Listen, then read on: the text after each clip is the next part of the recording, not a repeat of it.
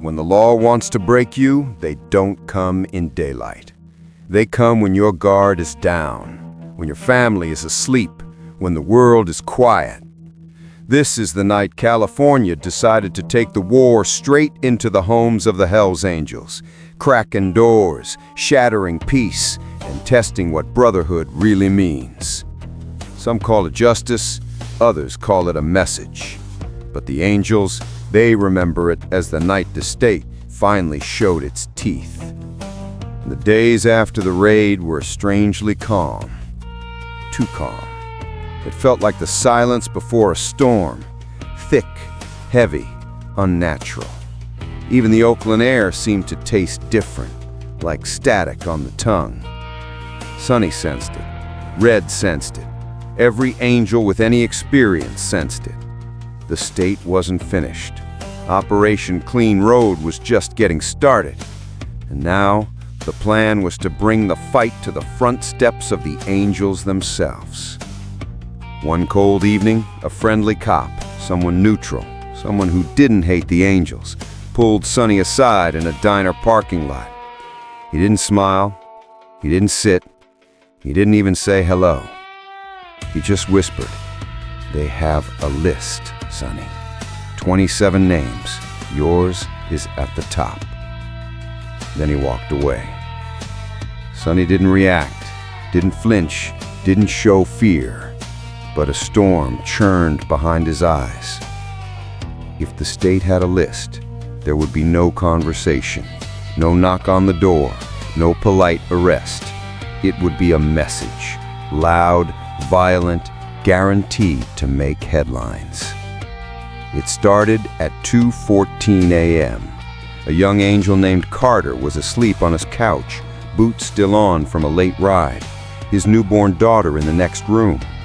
Then, boom, the door exploded inward, splinters everywhere, flashlights blasted through the darkness like white fire. "Police, don't move! Get on the ground! Hands where we can see them!" Carter didn't resist, didn't argue, didn't reach for anything, but he was slammed to the ground, his hands yanked behind him, knees pressed into his back. His wife screamed, his baby cried, the house trembled. He wasn't arrested, he wasn't charged. After 30 minutes, after his house had been torn apart, they simply left. No apology, no explanation, just destruction. Around California, the same thunder echoed. Boom, boom, boom. Doors shattered from Oakland to Haywood to Richmond. Men pulled from beds, children crying, families terrified, Harleys photographed, garages tossed, toolboxes emptied onto floors. Some angels were pinned to the wall, some were handcuffed for an hour and then released. Some had officers searching behind picture frames, inside cereal boxes, under floorboards. It wasn't justice. It was a message. You can reach you. We can reach your home. We can reach the people you love. At 3:42 a.m., the officers came for Sonny. He wasn't asleep. He was sitting at the kitchen table, drinking black coffee, as if he'd been expecting them. When the door slammed open, Sonny didn't stand, didn't lift his hands. He simply said, "If you wanted to talk, you could have knocked."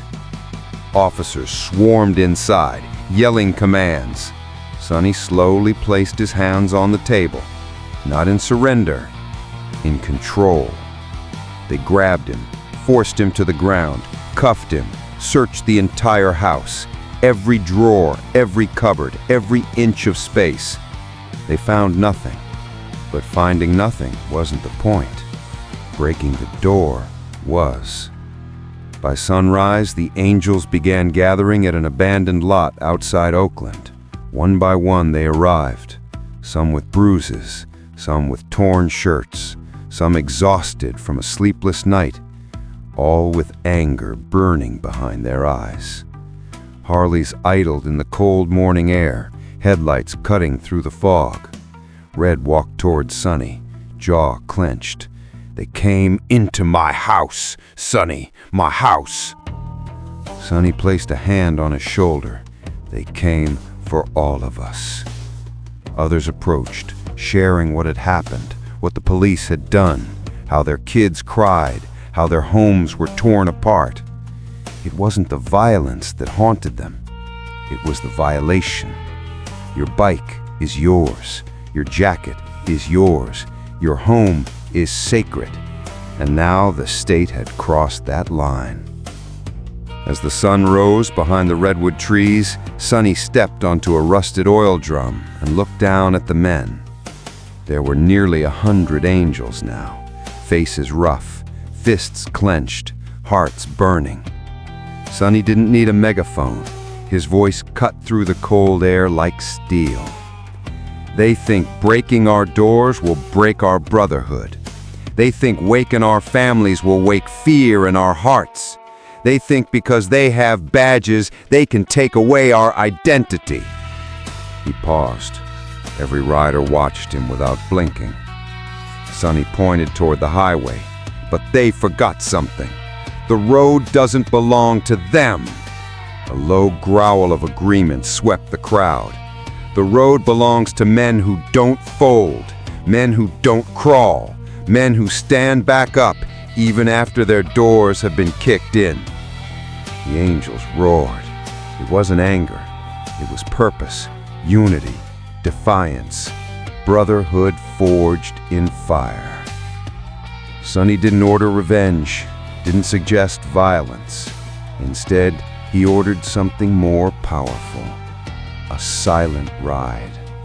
No yelling, no engines revved in rage, no fists raised, just Hardys, dozens of them, rolling slowly through the streets of Oakland, past police stations, past news offices, past government buildings. Not a threat, a reminder. You struck first. We're still standing. People stared from sidewalks. Officers watched with hands on holsters. Reporters scribbled notes nervously. But the angels said nothing. Silence was louder. That night changed everything. Operation Clean Road had expected fear. Instead, it produced unity. It expected chaos. Instead, it produced discipline. It expected to break the angels. Instead, it forged them. But the state wasn't finished. Phase 3 was coming, and this time, there would be casualties. If you believe loyalty is tested when the world kicks your door down, subscribe. The next chapter goes even deeper into the war. Politicians wanted arrests, police wanted victories, newspapers wanted headlines, and a prosecutor in Alameda County had just signed a plan that would change biker history forever. A plan involving undercover agents, a plan involving false witnesses, a plan involving a case so explosive that it would turn California upside down. Next, Chapter 2, Part 5, The Setup.